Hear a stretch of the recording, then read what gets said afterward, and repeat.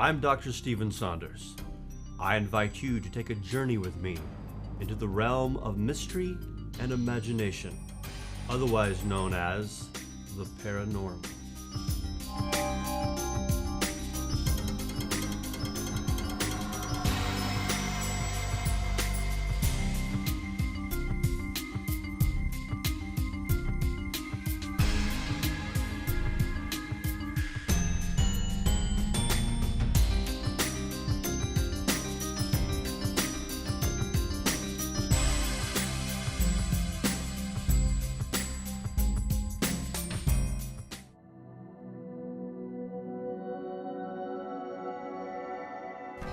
It was about a year and a half ago, maybe 2 years.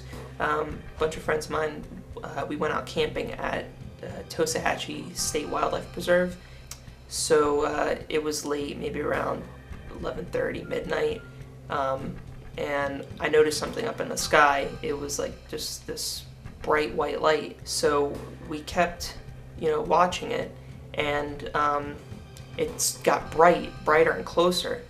And so as we're watching it, it's like up in the sky, it starts moving like real slow diagonally and then stops.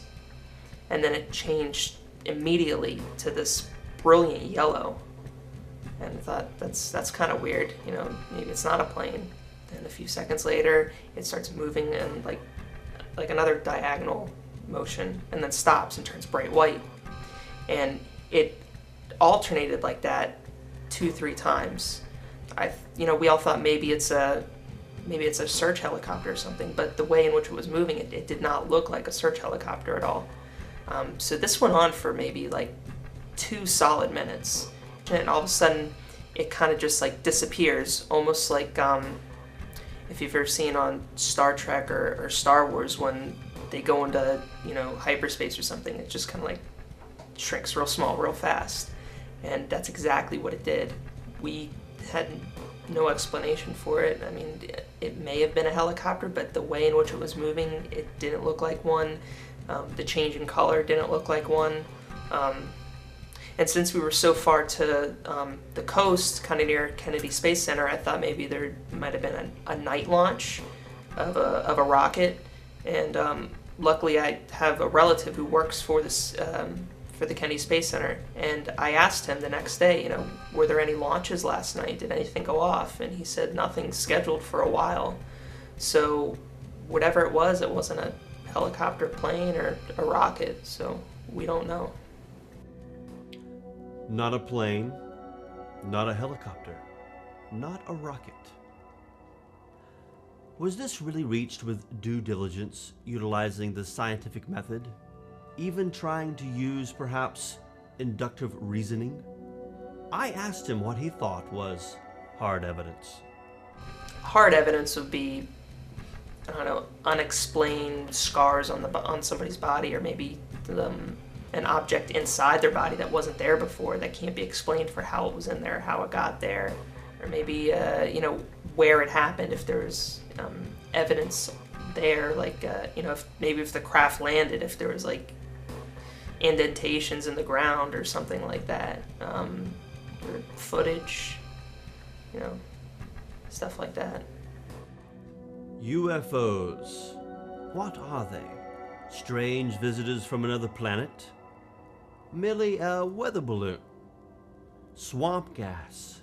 Reflections of Venus off a pond late at night?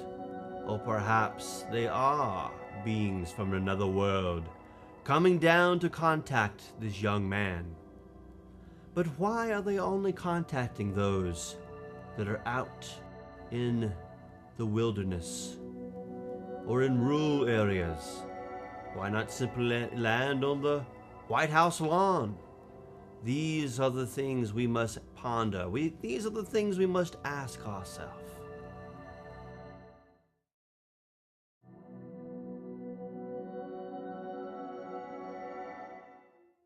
My nieces, I was babysitting them, and I was chasing a little girl with blonde hair in a white nightgown around the living room, trying to get my niece to go to bed. I thought it was my niece.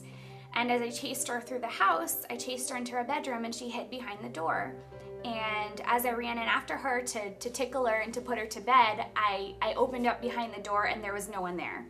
And I felt really, really scared and confused because I know I had been chasing this little girl around the living room with blonde hair and a white nightgown.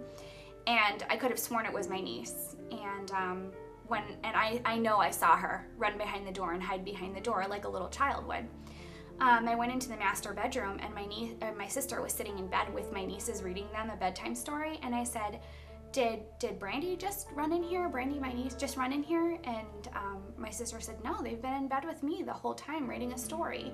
And I think I got a look of shock on my face because she said, why? What's wrong? And I said, I'll just tell you later. So after we put the girls to bed, I told her I was chasing a little girl with blonde hair and a white nightgown around the living room and into the children's bedroom. And she hid behind the door. And it was so real that I was interacting with her and chasing with her. And I actually pulled back the door to tickle her and put her to bed. And she hadn't been there. Years later, about the same time that I started my first or second year of college, I was home visiting my grandmother, and we were having a conversation at the dinner table about just things from my past, things growing up. And I told her, when I was going to babysit the girls one night, that the experience with the little girl in the blonde hair and the white nightgown. And she had said that when she was growing up, she had seen a little girl with blonde hair and a white nightgown also, and it was after her sister had died of diphtheria. She died when my grandmother was 15, and my grandmother subsequently went to an orphanage, and so my grandmother had a psychic come to the house, and I wasn't there for that, but supposedly the psychic didn't take any information, didn't take any stories, and said, you have a little blonde girl in a white nightgown that follows you. And my grandmother was just taken aback by it because we'd both seen this little girl, and the psychic said, it was your sister. Did your sister die when you were young? And my grandmother's sister sure enough had blonde hair and wore white nightgowns. Chasing a young girl she saw with her own two eyes, all around the room, all around the house. Was it real? Then why did it vanish? If it did vanish, is that evidence of the paranormal? Is it evidence of a ghost? Or is it merely evidence of an organic neurological deficit? A tumor lodged deep in her brain, sending commands to this young woman who may herself turn out to be nothing more than a mad woman.